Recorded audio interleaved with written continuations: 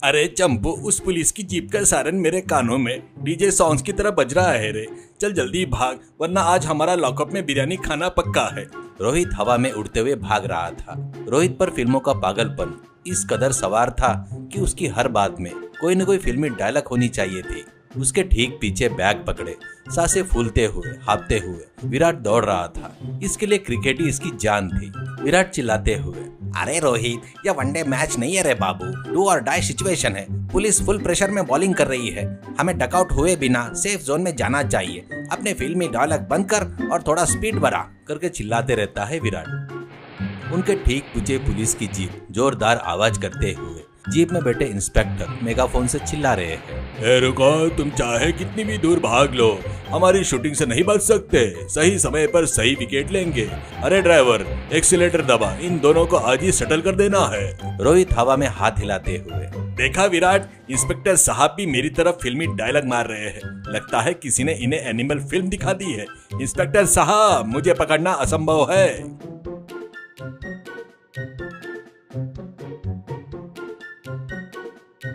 अरे वो फिल्मी डायलॉग नहीं है रे, तुझे अरेस्ट करने के लिए वार्निंग दे रहे हैं। हम अभी स्लो ओवर रेट में चल रहे हैं, पेनाल्टी पड़ने से पहले ही उन झाड़ियों में कूद। ऐसा कहते हुए विराट उसको खींचकर ले गया।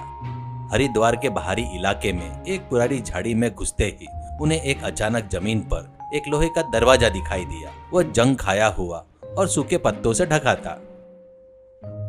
अरे ये पाताल भैरवी फिल्मी के सेट के जैसा क्यों लग रहा है? क्या अंदर कोई खजाना होगा? हमारी लाइफ सेट हो जाएगी यार, कहता है आश्चर्य से उस दरवाजे की तरफ देखते हुए। शट अप यार, ये हमें मिली हुई फ्री हिट है। ऊपर पुलिस फील्डिंग कर रही है, जल्दी दरवाजा खोल और अंदर कूद। विराट ने ये कहते ही दोनों अंदर घुस गए और दरवाजा बंद कर लिया। पुलिस ने आकर वहां सब तलाशा, उन्हें कुछ ना दिखकर वे चले गए।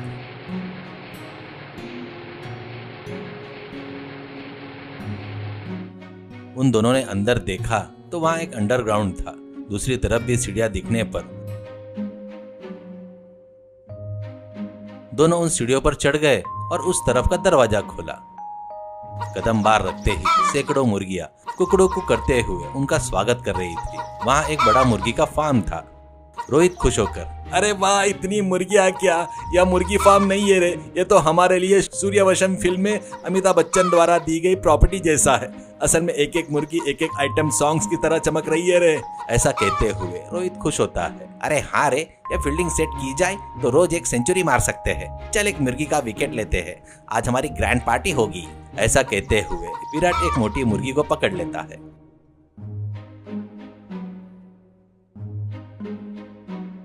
दोनों वापस अंडरग्राउंड में चले गए और उस मुर्गी को काटकर खुशबूदार चिकन पकाकर मजे से खाए।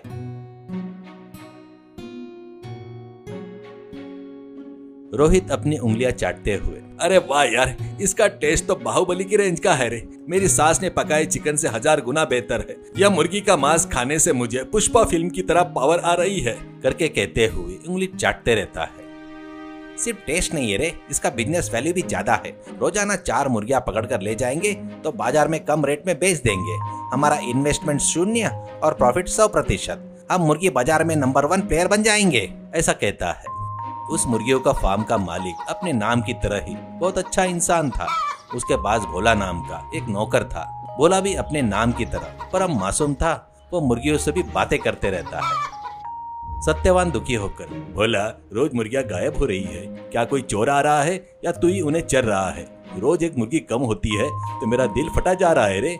ऐसा पूछते रहता है। भोला अपना सिर खुजाते हुए, क्या पता बाबूजी, मुझे तो शक है कि वो मुर्गियां ही आत्महत्या कर रही है। कल एक मुर्गी बहुत डिप्रेशन में थी बाबू, वो हवा में उड़ रही थी और मुझे ऐसा लग रहा था कि कह रही हो कि मैं वापस नहीं आऊंगी, या मुर्गी के पंख आ गए हो और वो आसमान में उड़ गई, हवाई जहाज बनकर अमेरिका चली गई। असल में जब हमारे फार्म के ऊपर से हवाई जहाज गुजरते हैं तो मुर्गियां डांस करती है बाबू। ऐसा कहता है सत्यवान झल्लाते हुए। अरे बेवकूफ, मुर्गियों का हवाई जहाज बनना ये क्या होता है रे? अपनी पागलों वाली बातें बंद कर और देख असल में क्या हो रहा है। मेरी सारी संपत्ति इन मुर्गियों के रूप में उड़ रही है और तुझे मजाक सूझ रहा है। कल से हर मुर्गी का अटेंडेंस लिया कर। ऐसा कहते हुए सत्यवान चिढ़ता है। एक दिन जब सत्यवान फार्म में घूम रहा था तो उसे झाड़ियों में एक गुप्त दरवाजा दिखाई दिया।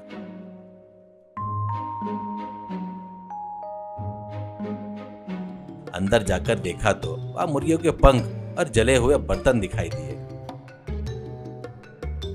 ओहो, हमारे दादाजी कह रहे थे कि चोरों से बचने के लिए उन्होंने जमाने में अंडरग्राउंड बनवाया था। क्या यह वही है? चोर यहीं छिपकर मेरी मुर्गियों को सफाचट कर रहे हैं। ये मामूली चोर नहीं, अंडरग्राउंड चोर है। इन्हें मैं क्लाइमेक्स में फिल्म जरूर दिखाऊंगा, ऐसा सोचता है। तुरंत उन चोरों को पकड़ने के लिए उसने एक तरकीब सोची। गांव के बीचों बीच ढिंडोरा पिटवाया। गांव के सभी लोग इकट्ठा हो गए। दोनों चोर भी आम लोगों की तरह यह देखने आए खड़े हो गए कि क्या हो रहा है। सत्यवान गंभीर स्वर में घोषणा करते हुए, गाँव वालों सुनो, मेरे फार्म से मुर्गियां चोरी हो रही है, इसलिए आज सुबह मैंने सभी मुर्गियों को एक खास जहर मिलाया हुआ दाना डाला है। उसे खाने से मुर्गियों को कुछ नहीं होगा, लेकिन उन मुर्गियों को खाने वाले इंसान ठीक 2 घंटे में खून की उल्टियां करके मर जाएंगे। यह बहुत डेंजर दवा है। खाते ही पेट में घंटियां बजने लगेगी। वो मुर्गी चोर जो भी है, अगर इज्जत से सामने आ गए तो मैं एंटीडोट देकर उनकी जान बचा लूंगा। अच्छी तरह सोच लो, ऐसा कहता है। भीड़ में खड़ी एक औरत मजाकिया लहजे में, अरे बाबूजी, हमने कल रात अपने घर में आपकी मुर्गी का चिकन पकाया था। क्या आप मेरे पति खून की उल्टियाँ करेंगे? अगर वो मर गए तो मेरी हालत क्या होगी? कृपया बताइए जी, करके पूछते रहती है। सत्यवान अपनी हंसी रोकते हुए, अरे बहन जी, वो कल की बात है। मैंने दवा आज डाली है। आज खाने वालों का ही द एंड कार्ड पड़ेगा। आज अगर चिकन खाया तो सीधे शमशान घाट में सीट मिलेगी। पास में ही खड़े एक बूढ़े आदमी ने पूछा, मतलब अब उस मुर्गी को खाने वाले हम लोग का डायरेक्ट टिकट बुक कर लिया है ना? क्या कोई रिजर्वेशन है क्या बाबू? क्या वहाँ क्रिकेट मैच दिखाएंगे? बोला बीच में घुसकर डराते हुए। हाँ दादाजी, उस मुर्गी के पेट में अब बम है। अगर वो फट गया तो सारे बॉडी पार्ट्स मुर्गी के पंख की तरह हवा में उड़ जाएंगे। चिकन खाया तो आप भी मुर्गी की तरह कुकड़ुकू करते हुए मर जाएंगे, ऐसा डराता है। यह सुनकर रोहित और विराट के दिल में ट्रेन दौड़ने लगती है, क्योंकि वो अभी के अभी एक मुर्गी को साफ चट करके आए थे। रोहित कांपते हुए, अरे विराट, लगता है हमारा क्लाइमेक्स आ गया रे। खून की उल्टियां करना सिनेमैटिक तो लगता है, लेकिन अगर सच में मर गए तो मेरे फिल्म करियर का क्या होगा? मेरे गले में जैसे कोई मुर्गी का पंख अटका हुआ है रे। जान जा रही है। टाइटैनिक का सीन याद आ रहा है रे। विराट घबराते हुए, अरे यह तो हिट विकेट है रे, हम खुद ही आउट हो गए। मरने से तो जेल जाना बेहतर है भाई। वहाँ कम से कम क्रिकेट का स्कोर तो पता चलेगा। चल एंटीडोट मांगते हैं, यह मैच हम हार गए भाई। दोनों दौड़कर गए और सत्यवान के पैरों पर गिर पड़े और रोने लगे। अरे मालिक, हमें बचाइए। उस मुर्गी को खाने वाले पापी हम ही है। हमें एंटीडोट दे दीजिए। इसके बाद कभी चोरी नहीं करेंगे। चाहे तो आपके फार्म में मुर्गियों को नहलाने का काम में लग जाएंगे। हमें दवा दे दो बाबू, ऐसा कहते हुए रोने लगते हैं। गांव के सभी लोग एक साथ हंस पड़े। अरे पागल चोरों, मैंने कोई दवाई नहीं डाली है। तुम्हें बाहर निकालने के लिए खेला गया एक नाटक है। तुमने जो खाई है वो एक सेहतमंद मुर्गी थी, लेकिन तुम्हारे मन में जो चोर का जहर है ना, उसे बाहर निकालने के लिए मैंने ऐसा किया है। भोला सलाह देते हुए, बाबूजी, इन्हें एंटीडोट के रूप में एक गिलास नीम का पानी पिला दीजिए, तभी इनकी चोरी की बुद्धि छूटेगी, बिल्कुल भूत की तरह, करके सलाह देता है। तुरंत वहाँ भेष बदलकर मौजूदा पुलिस वाले उन दोनों को पकड़ लेते हैं। रोहित निराश होकर, अरे इंटरवल में ही फिल्म खत्म हो गई यार। क्या कम से कम जेल में टीवी होगी इंस्पेक्टर साहब? मैंने सोचा नहीं था क्लाइमेक्स ऐसा होगा।